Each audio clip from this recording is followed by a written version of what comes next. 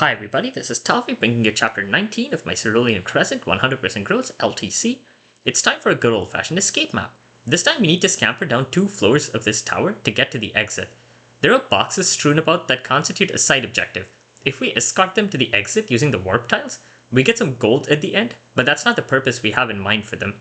This map sees the return of Crescent, ready for his big moment in the limelight.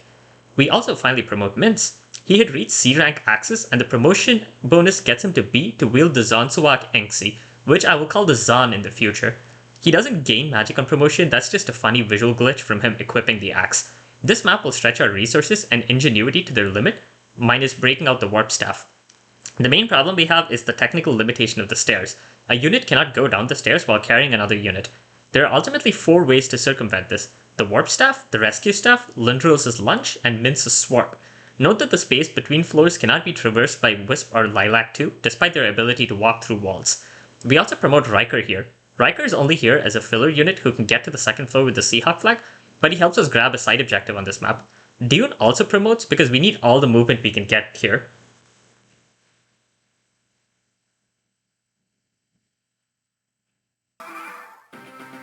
Asil is once more here as a reposition bot who can be carried out by Lindros. This time Crescent will be the one to pick her up.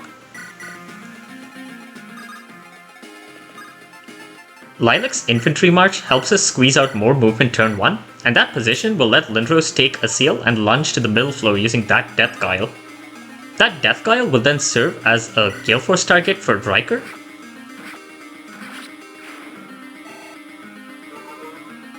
While the nearby totem will serve the same purpose for Gecko. She hits S swords there, not that it matters.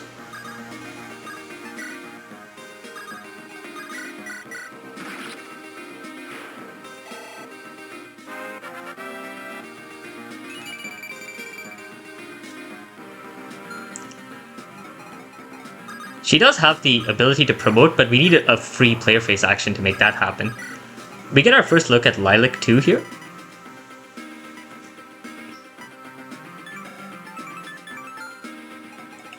Our new unit is Kalugo, a unique unit who can use bows and light magic while flying, though his magic stat is pretty bad.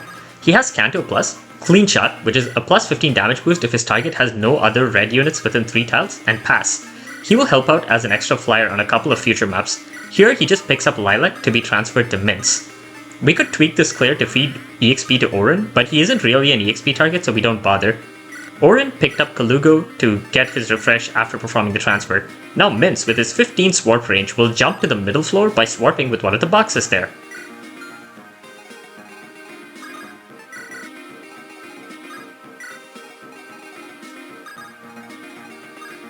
Orin gives Riker a shove while handing Kalugo off to Ellery so he can reach a particular spot on the middle floor. Eagle-eyed viewers might observe that with Kalugo, we have an odd number of units who want to get out, since phantoms don't count. With that shove and his 10 move with Plucker's Gift, Riker can visit that spot to spawn the Tome Spirit with the S-Rank Dark Tome since we took the quest. It is stationary, so no worries there.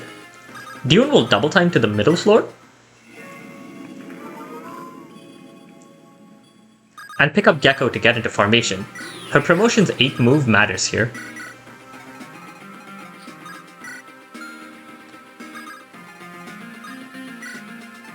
Wisp will then get Orin into saddlebags and park herself there.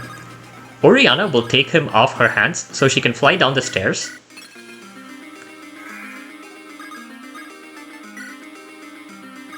Where she will pick up Riker and then get into formation as well.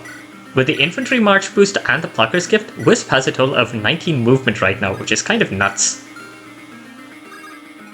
Lilac 2 pulls Oriana down to the south to make her easier to reach with staves. And now it's Lindros' signature moment. We needed to reposition Ellery, cap out Lindros' magic, and give him Marlowe's Tomb, so he can just barely rescue Ellery from the top floor to the middle floor, getting a 2-for-1 deal since she's carrying Kalugo.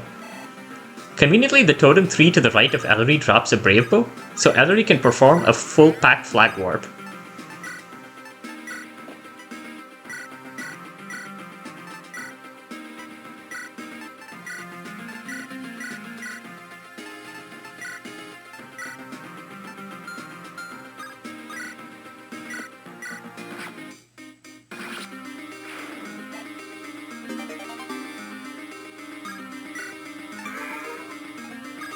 Mince will then swarp onto the bottom floor using another box there, and ends up 8 squares from the escape point. Lindros will similarly lunge down.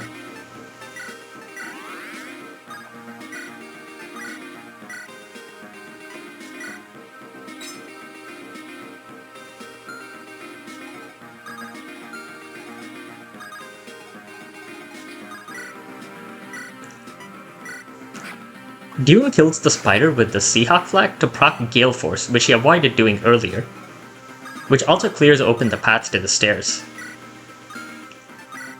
We had to swarp Oriana there with Lilac so Ellery could actually reach her with rescue, and that pulls another pair of units off the top floor, leaving Chickson as the sole true unit up there. We then do some trading to ensure the rescue staff will get shipped down to Lindros, and Orin and Gecko will be dropped to help cover Ellery, who would have issues one-running the enemies while carrying Kalugo. Sanctuary will cause the enemies to back off of Oriana despite her similar vulnerability while carrying Riker, since Wisp once more must be free to go down the stairs.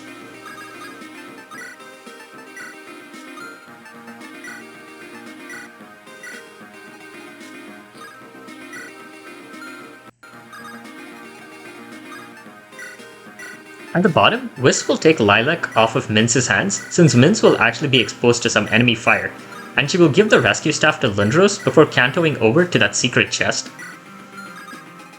Going there causes the water to drain and a path to open to the exit in the bottom right, but Wisp won't actually be taking that route out. That chest contains a second copy of the tome Marlowe sold us in Chapter 14X, and we'll grab it just to have more resources. There's combat happening everywhere after that incredible turn 1 enemy phase. The enemies will not attack the boxes, so they make for decent barricades.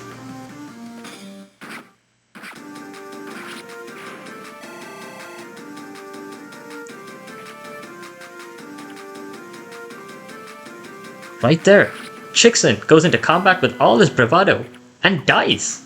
What's this? Well, if you recall, I mentioned back when Chickson joined that he was mutually exclusive with the future unit.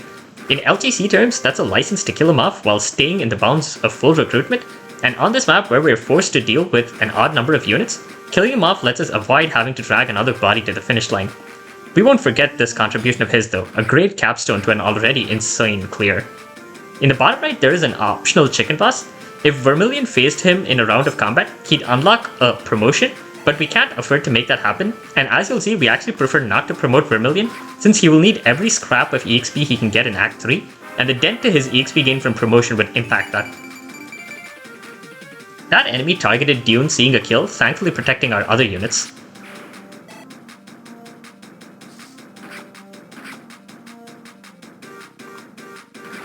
Lilac 2's death was not necessary, and there are positions where he would be much safer.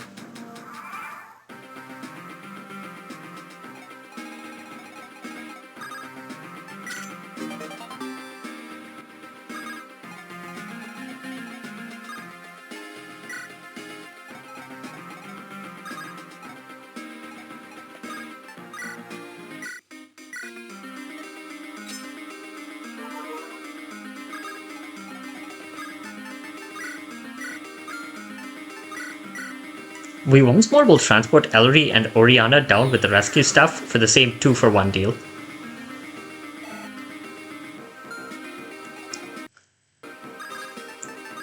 Dune is in perfect position to kill the S-rank Dark Tome boss with a flag warp.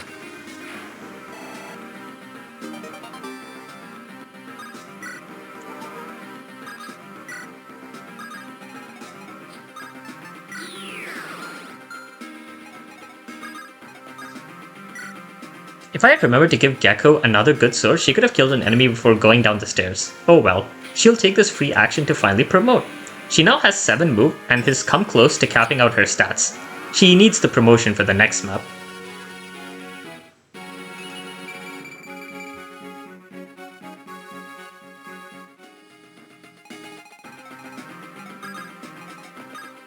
Orin uses his unique ability to pick up Gecko on the bottom floor. The implementation of stairs is a little wonky and he doesn't get back his full movement until he grabs that convenient ley line. He then moves to that specific spot so he can hand Gecko off to Mince and trade Plucker's Gift from Wisp over to Mince so he can walk out unassisted.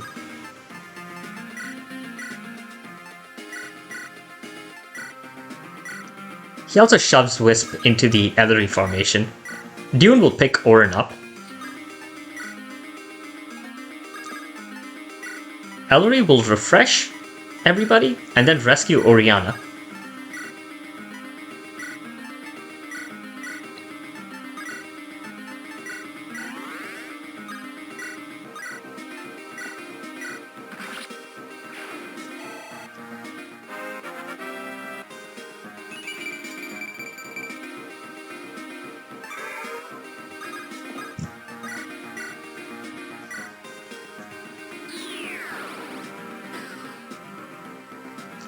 Everybody will then get out to complete chapter 19 in 2 turns.